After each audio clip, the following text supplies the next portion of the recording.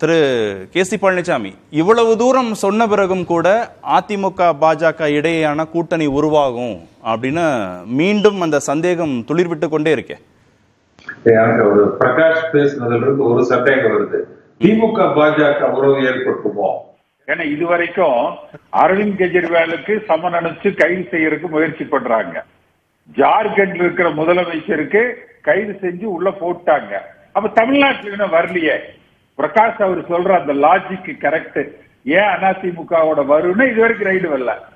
ஏன்னா அதிமுக எதிர்கட்சி. ஆனா பிஜேபி செஞ்சதெல்லாம் ஜார்க்கண்ட்ல சிட்டிங் சீஃப் மினிஸ்டர், டெல்லியில சிட்டிங் சீஃப் மினிஸ்டர்.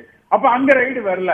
அப்ப அதனால திமுக பாஜக வந்துருன்னு பிரகாஷ் அவர்களது வார்த்தைகளை நம்ம எடுத்துக்கிட்டோம்னா அப்படித்தான் நம்ம இதுல யோசிக்க தோணும். அது பாஜகவை பொறுத்த வரைக்கும் ஏன் அத சொல்றாரு? அப்போ திரு எடப்பாடி பழனிசாமி ஏன் தேசிய கட்சிகளுடன் கூட்டணி இல்ல அப்படின்னு சொல்றாரு?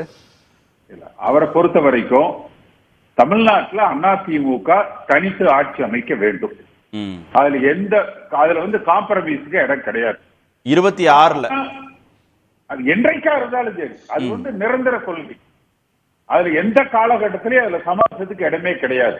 ஆனா அண்ணாமலை மாநில தலைவராக வந்ததற்கு பிறகு மாநிலத்துல பாஜக ஆட்சி அமைக்க வேண்டும் அந்த ஒரு குறிக்கோளோட அவர் காய்களை நகர்த்துகிறார். அப்ப அந்த இடம் ஒரு பிரேக்கிங் பாயிண்ட். அப்ப அதை ஏத்துக்க முடியாது. அதிமுக அதை ஏத்துக்க முடியாது. செல்லூர் ராஜு அவர்களுக்கு அந்த வார்த்தைகள் சரியா புரிய வைக்க முடியல. அவர் சொல்ல வந்தது என்னன்னா, மாநிலத்துல அதிமுக அதை நீங்க ஏத்துக்காங்க. அதைத்தான் அவர் நீங்க எடப்பாடி பழனிசாமி சீஃப் மினிஸ்டர் ஏத்துக்காங்க வார்த்தை பிரயோகம் தவறா பண்ணிட்டார். மாநிலத்தை பொறுத்த வரைக்கும் ஆளுகிற கட்சி அதிமுக, அதை பாஜக ஏற்றுக்கொள்ள வேண்டும். ஆனால் அண்ணாமலை தலைவராக வந்ததற்கு பிறகு அதை ஏற்றுக்கொள்ள மறுத்துவிட்டார். அங்க போட்டி வருது, முதலமைச்சர் போட்டி வருதுன்னு இல்ல, அவங்க எல்லையை தாண்டாங்க. அதனால அவங்க சவகாசம் வேண்டாம் அப்படிங்கிற முடிவுக்கு அதிமுக. சரி, பாஜக தான் அப்படி ஒரு டிமாண்ட வைக்க வாய்ப்பு இருக்கு. திரு அண்ணாமலை அப்படி ஒரு டிமாண்ட வைக்க வாய்ப்பு இருக்கு, ஒரு எண்ணம் இருக்க வாய்ப்பு இருக்கு. காங்கிரஸுக்கு அப்படி ஒரு வாய்ப்பு இல்ல. காங்கிரஸ் அப்படி ஒரு டிமாண்ட வைக்க போறது, இடதுசாரிகள் வைக்க போறது இல்ல. ஒட்டுமொத்தமா தேசிய கட்சியே வேண்டான்னு ஒரு முடிவு எடுக்கிறது இருக்குல்ல, அது ஏன்? அதுதான் வர்றாரு. அதாவது மூப்பனாரை முதல்வராக்குவோம்னு சொல்லி புரட்சி தலைவர் எம்ஜிஆர் அவர்கள் காலத்துல அவர் மறைந்ததற்கு பிறகு காங்கிரஸ் முன்னெடுத்தாங்க. ஆனா அப்ப பார்த்தீங்கன்னா அந்த சட்டமன்றத்துல 91 அந்த நாடாளுமன்ற தேர்தல் 89ல விட்டு கொடுத்து போனாலும் 91 சட்டமன்றத்துல அந்த காங்கிரஸோட உறவு முறிக்கப்பட்டு விட்டது. சட்டமன்ற தேர்தல் முடிந்ததற்கு பிறகு எடப்பாடி பழனிசாமி நிச்சயமாக ஏதேனும் ஒரு உரசல்கள் கூட்டணியில ஏற்பட்டு காங்கிரஸ் திமுக கூட்டணியிலிருந்து வெளியில வந்துரும், அந்த எண்ணிக்கை குறைபாடுகள் வருகிற பொழுது அவர்கள் வெளியில வரலாம், அப்படி வந்தால் காங்கிரஸோடு கூட்டணி அமைக்கலாம் என்று அவர் எதிர்பார்த்தார். ஆனால் இந்த மாநில தலைவர் மாற்றத்திற்கு பிறகு அப்படி ஒரு வாய்ப்பு இல்லை என்று அது உறுதியாக்கப்பட்டு விட்டது. அதனால இன்றைக்கு 2 தேசிய கட்சிகளும் அவர்களோடு நம்ம கூட்டணி இல்ல என்கிற ஒரு முடிவை எடுக்கிறார். ஆனா அதுலயே அவருடைய பார்வை ஒரு இடத்துல தவறு. ஏன்னா அவர் சொல்ற கம்பாரிசன் ஒரிசா சொல்றாரு, வெஸ்ட் பெங்கால் சொல்றாரு, ஆந்திரா சொல்றாரு. இந்த 3மே மாநில கட்சிக்கும் தேசிய கட்சிக்கும் அங்க போட்டி. வெஸ்ட் பெங்கால் எடுத்தீங்கன்னா பாஜக வெர்சஸ் மம்தா, கம்யூனிஸ்ட் ரொம்ப சின்ன ஃபேக்டர் ஆகிட்டாங்க.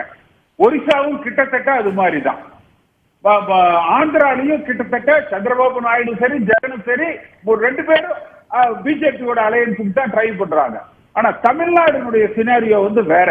தமிழ்நாடுனுடைய அரசியல் களம் திமுக அதிமுக என்று இருக்கிற அரசியல் களம்.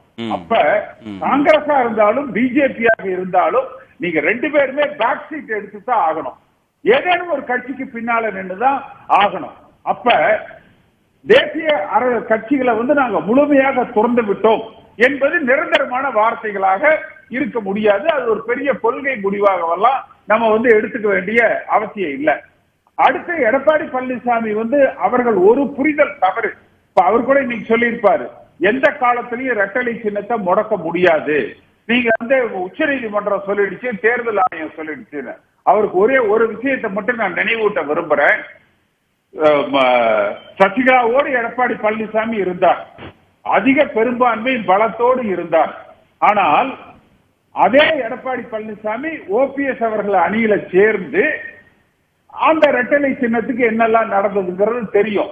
பாரதிய ஜனதா கட்சியை பொறுத்த வரைக்கும் அவர்களோடு ஒட்டி பிறந்த இரட்டை குழந்தையான சிவசேனாவை கூட மிக கொடூரமாக சிதைத்தவர்கள். அவர்கள் எந்த எல்லைக்கு போவதற்கும் தயங்க மாட்டாங்க. அப்ப அதிமுகவுல சில முன்னாள் அமைச்சர்களை, சில செயற்குழு பொதுக்குழு உறுப்பினர்களை வைத்து கூட அவர்கள் விளையாடுவதற்கு வாய்ப்பு இருக்குது. இல்ல அந்த புரிதல் இல்லாமையா அவர் தேசிய கட்சிகளுடன் கூட்டணி இல்லைன்றத உறுதிப்படுத்துறாரு. இல்ல, அவர் காங்கிரசும் இனி இல்லைங்கிறதுனால அதை சொல்றாரு. நான் சொல்ற விளக்கம் அவர் இன்றைக்கு பத்திரிகையாளர் சந்திப்புல ரெட்டலை சின்னம் டேக்கன் ஆஸ் கிராண்டர், யாரும் அசுக்க முடியாதுன்னு எடுத்துக்கிறாரு. அவர் ஜாக்கிரதையாக இருக்க வேண்டும். பாரதிய ஜனதா கட்சி அவர்களது செயல்பாடுகள் மிக கொடூரமாக குரூரமாக இருக்கும் அப்படிங்கிறதுக்காக நான் அதை காஷன் பண்றதுக்காக நான் அந்த வார்த்தைகளை சொல்றேன். நான்